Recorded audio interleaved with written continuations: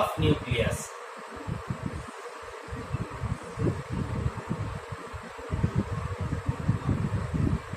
Discovery of nucleus कैसे होती है डिस्कवरी ऑफ न्यूक्लियस? हाँ जी, ई रदरफोर्ड ने alpha scattering experiment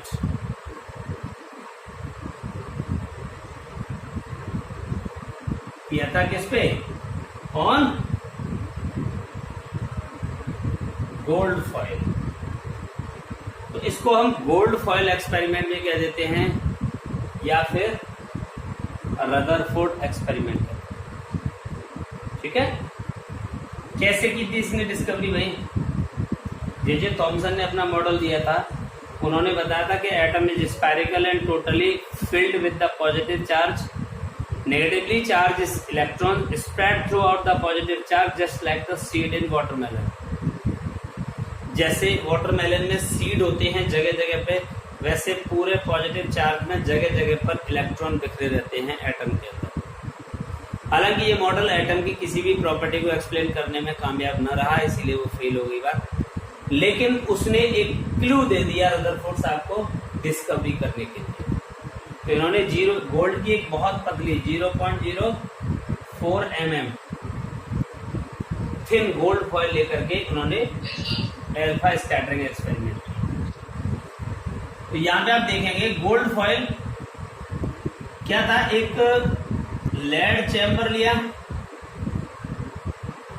lead chamber की एक खास बात होती है बेटा, ये अल्फा बीटा पार्टिकल्स को अपने से पार नहीं होने देता है। बाकी अल्फा बीटा की पेनिट्रेशन पावर इतनी होती है कि जो गामा रेज होती हैं वो 100 सेंटीमीटर मोटी एल्यूमिनियम फॉइल को पार कर जाती है। 100 सेंटीमीटर काफी मोटी हो गई। ठीक है, तो ये है। यहां पर रखा है radio active element. Radio active element, radio active elements हम उनको बोलते हैं जिनमें से spontaneously alpha beta gamma release होते हैं। जिनमें से अल्फा बीटा गामा अपने आप रिलीज होते हैं, ऐसे सब्सटेंस को रेडियो एक्टिव कहते हैं। यहां पर एक स्लिट लगा देते हैं, लेड स्लिट है ये भी।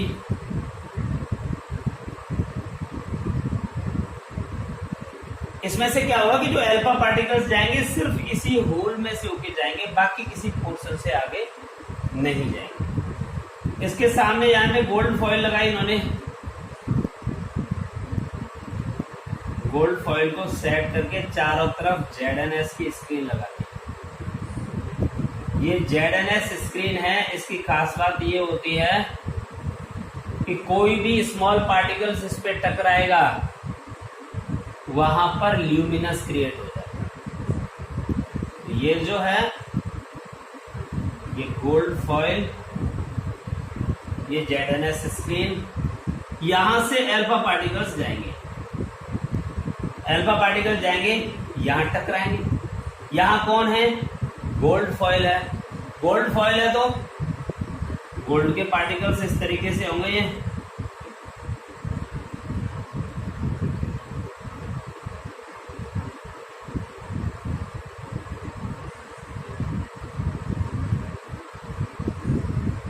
तो इनके अंदर से अल्फा रेज पार होके जा रहे हैं, समझे? गोल्ड फॉइल है, बहुत पतली फॉइल है, इसमें से अल्फा पार्टिकल्स जा रहे थे। अल्फा पार्टिकल्स को जब गहराई से देखा गया तो इसमें बहुत सारे डिफरेंट एक्सपेरिमेंट समझ में आए। बहुत सारे डिफरेंट क्या है, यहां तक की बात क्लियर है? एक बात पहले समझो पूरा। जैसे ही अल्फा पार्टिकल्स की बॉम्बार्डिंग यहां से होगी, गोल्ड फॉइल के ऊपर पड़ेंगे, तो ये अल्फा पार्टिकल्स अंदर जाकर के, मोस्ट ऑफ अल्फा पार्टिकल तो विदाउट डिस्ट्रैक्शन, विदाउट बेंडिंग सीधे जा रहे हैं। लेकिन कुछ अल्फा पार्टिकल्स ऐसे भी हैं जो 90 डिग्री से ज्यादा पे और 90 से कम पर बेंड हो गए। तो कुछ 90 से कम पे, कुछ 90 से ज्यादा पे, कुछ बिना बेंड हुए स्ट्रेट लाइन में जा रहे थे, ठीक है ना। तो ये एक्सपेरिमेंट था। तो ऐसा क्यों हुआ, ये जो डिफरेंट डिफरेंट फिनोमिना हैं ऐसे क्यों हो गए। कुछ पार्टिकल ऐसे भी थे जो वापस आ रहे थे उसी पाथ पे। तो इसको थोड़ा सा जूम करके देखते हैं, बड़ा करके देखते हैं। मिटा दूं ये तो, चलो कोई नहीं, यहाँ पे वैसे दिखा देते हैं। जैसे ही अल्फा पार्टिकल्स यहाँ पे आ रहे थे, जो अल्फा पार्टिकल बिल्कुल सेंटर से होके जा रहे हैं वो वापस जा रहे हैं। लेकिन ऐसे 20,000 में से एक, out of 20,000 one particles is there which move back along with the same path, ठीक है। 20,000 में से ऐसा एक आध ही अल्फा पार्टिकल है जो वापस अपने पाथ पर जा रहा है।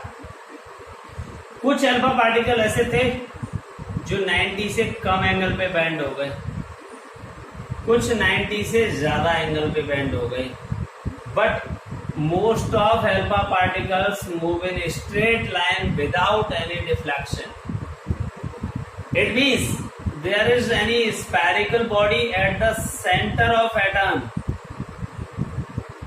ठीक है। तो इसके तीन मेन कहानी, ऑब्जर्वेशन की बात कर रहा हूं मैं, तीन मेन चीजें देखी गई। क्या थी कि most of alpha particles move in straight line without diffraction. ज्यादातर अल्फा पार्टिकल सीधे जा रहे हैं, ठीक है। दूसरा, फ्यू अल्फा पार्टिकल्स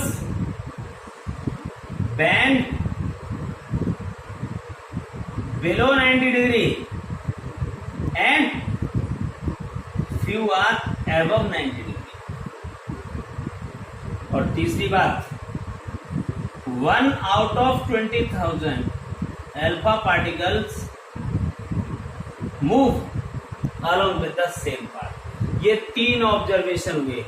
तो इन तीन ऑब्जर्वेशन के बेसिस पे हमारे पास तीन कंक्लूजन निकलेंगे। देखिए बेटा, कंक्लूजन क्या निकलेगा इसका।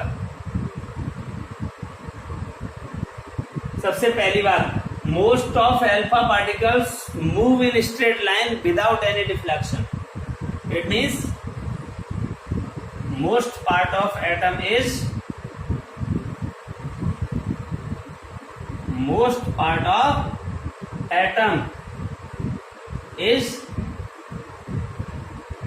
एम्प्टी। एटम का ज्यादातर हिस्सा खाली होता है, जिसकी वजह से अल्फा पार्टिकल बिना रुके टुके सीधे निकल गए। दूसरी बात, few alpha particles bend below 90 and above 90. It will be possible when any spherical structure present at the center. आप इसे ऐसे समझ सकते हैं बेटा, जैसे हम लोग क्रिकेट खेलते हैं ना, तो क्रिकेट खेलते समय आप देखिए कि बैट पे बिल्कुल सामने जो बॉल आती है उसे सीधे हिट कर देते हैं तो बॉलर के पास पहुंचती है, सीधे बिल्कुल सीधे हिट कर देते हैं। और जरा सी भी सेंटर से इधर उधर होती है तो बाहर की साइड होगी तो ऑफ साइड में गई, ठीक है। अंदर की साइड है और हमने पावरफुल तरीके से दे दी तो वो ऑन साइड चली गई। तो वो कर्व्ड सरफेस है ना, इसलिए अलग अलग एंगल पे बेंड होने की गुंजाइश है।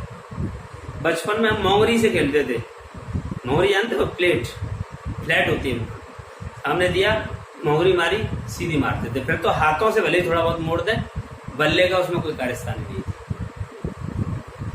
तो ऐसी अगर प्लेन सरफेस होती है तो ये सारे ऑब्जर्वेशन नहीं होंगे। ये डिफरेंट डिफरेंट एंगल पे डिफ्लेक्शन ये इंडिकेट करता है कि there is any spherical structure at the centre of atom. तीसरी और मोस्ट इंपॉर्टेंट बात यह है कि अल्फा पार्टिकल बिना टच हुए और बैंड हुए जा रहे हैं, मतलब सेंटर से टच नहीं हो रहे, वो क्या करेंगे, टच होने से पहले ही बैंड हो जाते हैं। तो बिना टच हुए बैंड हो रहे हैं, इसका मतलब क्या है कि there is positive charge at the centre of atom, there is positive charge at the centre of atom, that's why alpha particles bend without touching to the central sphere, क्योंकि सेम चार्ज एक दूसरे को repel करे। तो ये भी positive है, आने वाले अल्फा पार्टिकल्स पे भी 2 पॉजिटिव है, थोड़ी देर पहले मैंने बताया। अल्फा पार्टिकल पे 2 पॉजिटिव है, ये भी पॉजिटिव है। इसकी वजह से जैसे ही अल्फा पार्टिकल्स के कांटेक्ट में आते हैं वो तुरंत वहां से डिफ्लेक्टेड हो जाएंगे या मूव बैक हो जाएंगे, कुछ भी हो जाएगा, उससे टकराएंगे नहीं। तो 3 मेन कंक्लूजन निकलने से क्या हुआ कि most part of atom is empty, atom का ज्यादातर हिस्सा खाली होता है। एनी स्फेरिकल स्ट्रक्चर सेंटर में होगी, उस पर पॉजिटिव चार्ज होगा, तो सबको मिलाकर के एक सेंटेंस बनता है। क्या सेंटेंस बनेगा?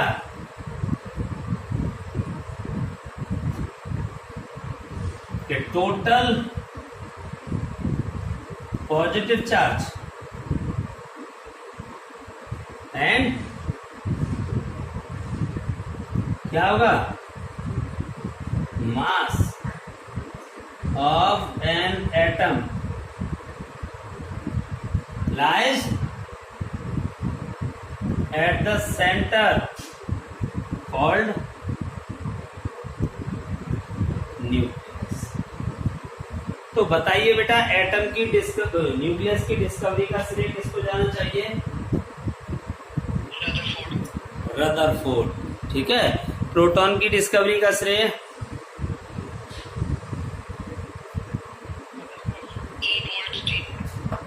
प्रोटॉन की डिस्कवरी रदरफोर्ड। 10th क्लास में आप लोगों ने एस चांद की बुक में पढ़ लिया होगा, वो सही नहीं है। ठीक है, तो ये थी बेटा